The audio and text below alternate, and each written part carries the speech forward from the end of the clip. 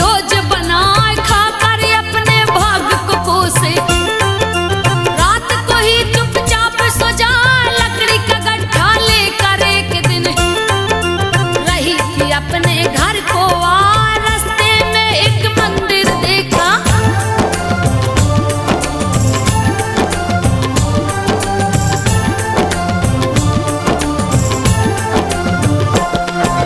रास्ते में एक मंदिर देखा उसमें राम रही फरमान रख दिया लकड़ी का गड्ढा।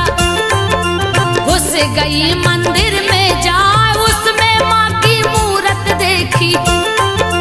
जो माता संतोषी कहाँ बहुत सी स्त्रियां उसने देखी। सब पूजा की थाल सजाए लगी पूछने स्त्रियों से क्यों सब आरती थाल सजाए फल क्या होता इससे बोली। सारी बातें दो समझा एक स्त्री ने उसे बताया।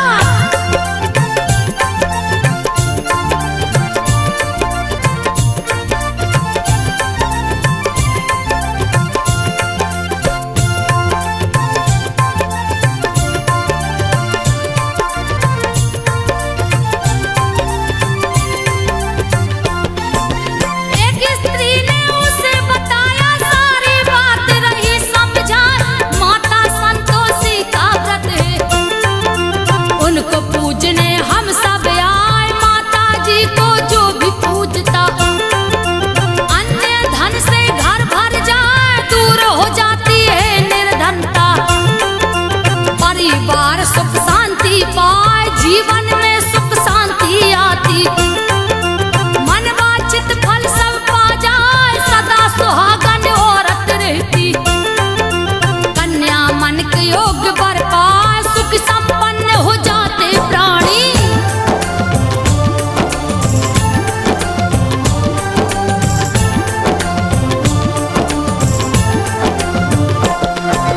सुख संपन्न हो जाते प्राणी फलता फूलता है परिवार।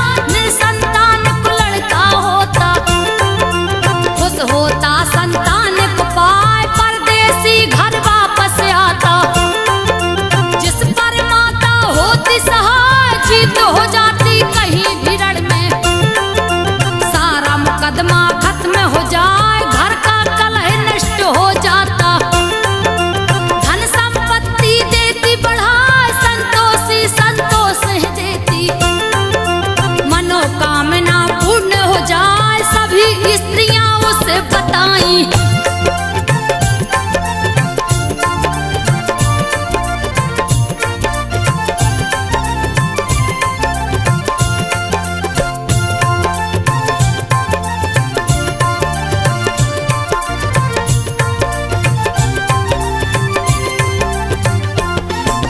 सभी स्त्रियां उसे बताई व्रत की विधि पूछी सिरनाए। एक बूढ़ी स्त्री ने बताया सारी विधि रही समझाए। गुड़ चने का प्रसाद बांटना खुद भी उसको लेना खाए। गुड़ चने सज पूजा करता संतोषी मां प्रसन्न हो जाए। शुक्रवार को व्रत है रखते सूर्य उदय से पहले नहा स्नान ध्यान से निवृत्त होके माँ संतोषी के मंदिर जाए। माँ के व्रत की सुने कहानी।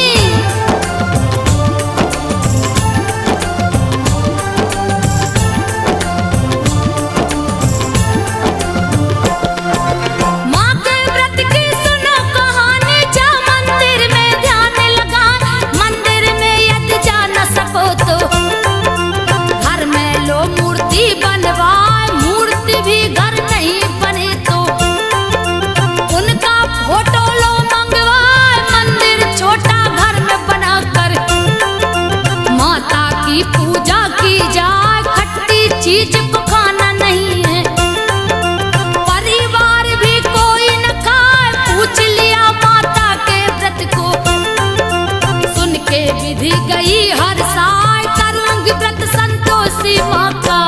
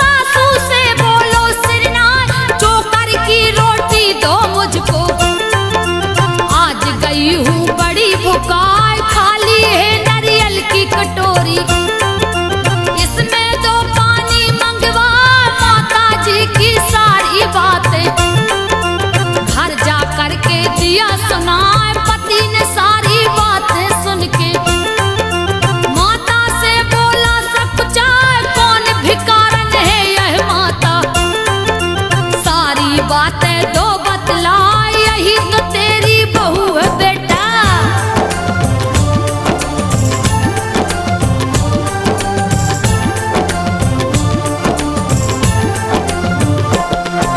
यही तो तेरी बहू है बेटा, लिया है ऐसा हाल बना। छोटा बेटा माँ से बोला, चाबी दो मुझको मंगवाए, अब मैं दूसरे घर में रहूंगा। अलग मकान को लिया बना, शुक्रवार को पत्नी बोली। माँ के व्रत को लिया उठा, उसका उद्यापन करना है। पति ने दिया सामान मंगाए, माँ के कृपा से दिन पलटा है। दिया उद्यापन शुरू करा, ईर्ष्या करने लगी जिठानी।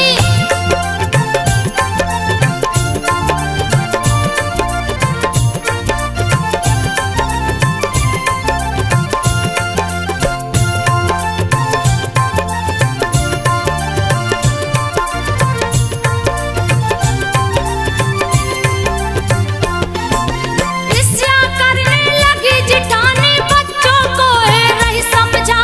जाके खट्टी चीज मांगना, किसी बहाने लेना खाए, सबको खिलाई है जैसे ही।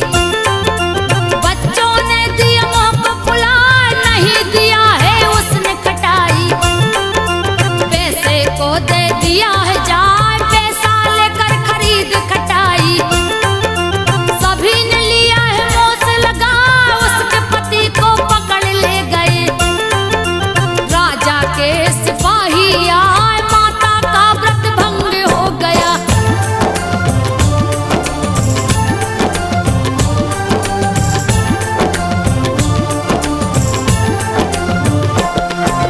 माता का व्रत भंग हो गया, फिर से किया उद्यापन जान। सारे विरोधी पस्त हो गए, उसका पति गया है यार, फिर उसके 2 बच्चे हो गए। माँ संतोषी हुई सार, गंदी बूढ़ी माँ बन आई। सबने दिए फटकार